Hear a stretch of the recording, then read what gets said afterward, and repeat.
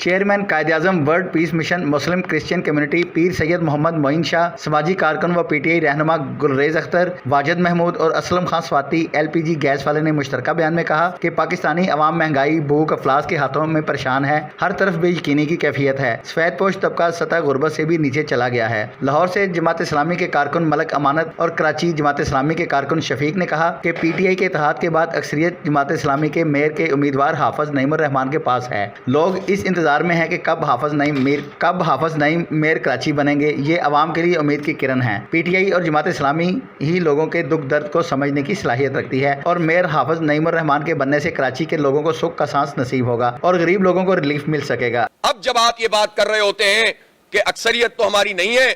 لیکن P T I کے لوگ جو ہیں وہ آئیں گے ہی نہیں، جب آپ یہ بات کر رہے ہوتے ہیں تو آپ اسی میں یہ کہہ رہے ہوتے ہیں، اصل میں زبان سے نہیں کہتے، کہ ہم اپنے منہ پہ کالک ملنا چاہتے ہیں۔ پی ٹی آئی کے لوگوں کو روک کر، ان کو جیلوں میں ڈال کر، یا کسی بھی پارٹی کو آپ اس طرح سے خریدنا چاہتے ہیں اگر، تو یہ آپ جمہوریت کے اوپر بدنما داغ بنتے ہیں، آپ جمہوریت کے قاتل بنتے ہیں، آپ مینڈیٹ کی توہین کرتے ہیں۔ ارشد علی انصاری، CT1 نیوز، لاہور۔